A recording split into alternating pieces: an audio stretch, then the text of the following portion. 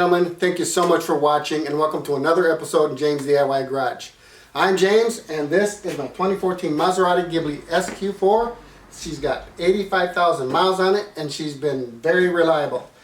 And she's had no major issues, at least nothing that a DIYer like myself couldn't handle. Today's video is going to be sort of an experimental video. I'm going to do a three-part series called What's This For? And I'm going to be going over different systems and the engine of our Maseratis. These videos can apply to not just the Ghibli, but the Levante and the Quattroporte, as long as they have the twin turbo V6 engines in them. This video is going to be explaining what I know about the oil vapor recirculation system. Say that fast 3 times. Oil vapor recirculating system. Oil vapor recirculating system. Oil vapor recirculating system.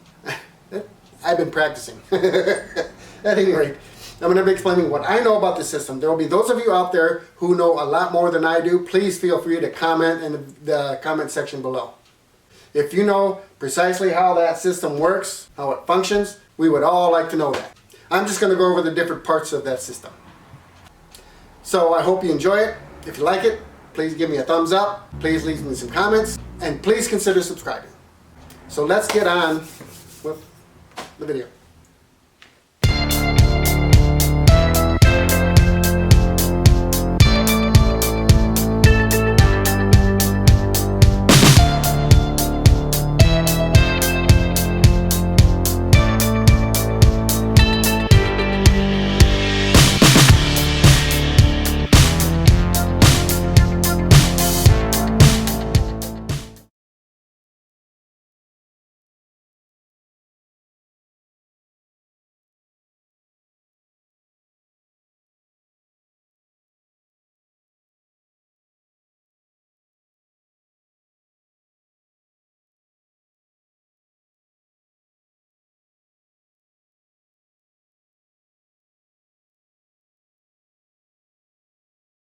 Okay, here's my old system.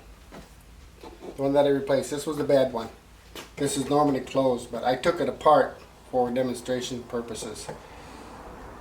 This is what it looks like inside the oil. This is the air oil separator. Or they call it air oil disserator. Oh, there, it stays closed that time. Anyhow. This is what it looks like. There we go. And inside you will see the diaphragm. Mine's totally clogged and this was coming apart, so this was completely blocked, clogged up. This is the diaphragm. And it's got a spring also. It goes together like this.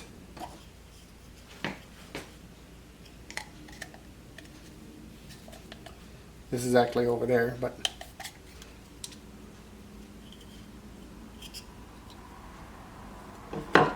this comes off here. Now some have said, why not just replace this diaphragm? I don't know where to get the diaphragm. I don't know if you can get the diaphragm. Maserati doesn't sell just the diaphragm. They sell the whole thing. The whole thing I believe was $340 some, around there. $300-400, can't remember. This is what it looks like. This end goes into the intake manifold. And this is the end that there's a clip here that this hose goes down around the front of the engine and down to the passenger side turbocharger. So let me talk about that for a little bit. If you ever pull the intake, the air breather, the tube that goes from the air filter to the turbocharger, if you ever pull that out on the passenger side, you may find oil in there. And this is why. Because from here it goes down to the turbocharger.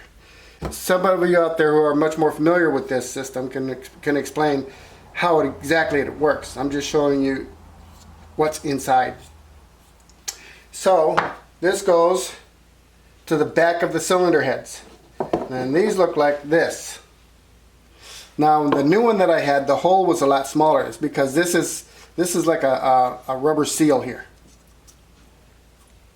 And it goes over it goes over a pipe inside the cylinder head camshaft, behind the camshafts. I apologize for them being so dirty, but they were left out when my daughter was doing her desk project. She made her own desk, computer desk. Anyhow, so this is what it looks like. I had to use a heat gun to soften this material up so that I could pull it off. Didn't want to take the time to use the heat gun to put it back together. This bolts down behind and under the back of behind the intake manifold. And as I said, these go to the back of the cylinder heads. So here we are in front of my car. I'm going to use the old tube to point with. So here's the air oil disserator, which goes into the manifold. This is the tube here. That clip is hard to get off. You will need to use four toothpicks. And the way I did it is I put the toothpicks underneath here. Get there. Underneath here, where my middle finger is. Under here. Put one there, one on the side, one on the other side, one on the bottom. And this just pulled right off. It was easy to get off once I had those clips undone. And putting the hose on after getting this put on was easy. Just push it and it clips right into place. Seals itself. This is the tube that I was talking about here that goes down to the passenger side turbocharger. And if you ever, like I said, if you ever move the tube between here and the turbocharger, you will see oil in there. That's normal. Don't freak out like I did when I pulled mine. So in the back, it's going to be hard to see, but it goes back into the engine, and behind there, won't be able to see them because it's hidden, but back here and back here in the back of the cylinder heads are those connectors that I showed you. These things here, one each of these behind the cylinder head. It goes right into the valve cover. I mean, not the cylinder head, the valve cover. My bad, my mistake. I'm probably going to get corrected by that in the comments.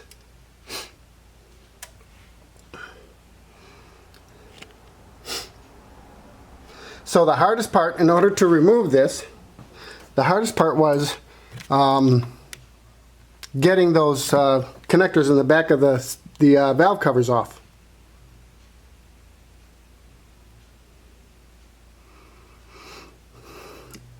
It was also just as hard to get them on.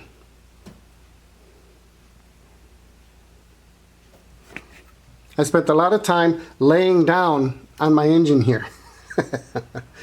Just trying to get that on. And I had to feed everything underneath all these tubes. This I disconnected. This is one of the systems I'll be going over right here. Just briefly though. This is the only thing. I'll just tell you what this is right now. Okay, you've heard of the fuel vapor system.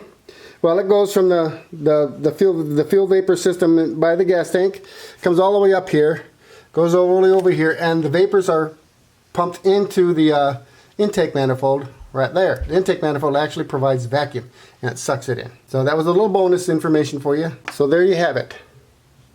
The oil vapor recirculation system. Well, there you have it. That's basically what I know about the oil vapor recirculation system. Oil vapor recirculation system. Oil vapor recirculation system. That's as fast as I can say it without making a mistake. Maserati, why can't we just call it PCV? It's much easier. I know there's going to be those of you out there that know more about this than I do and how it works. So please feel free to comment below. We would all like to know how exactly this works. So if you liked this video, part 1 in the series, What's This For? The Oil Vapor Recirculation System. Please smash that like button, and please leave comments in the comment section below.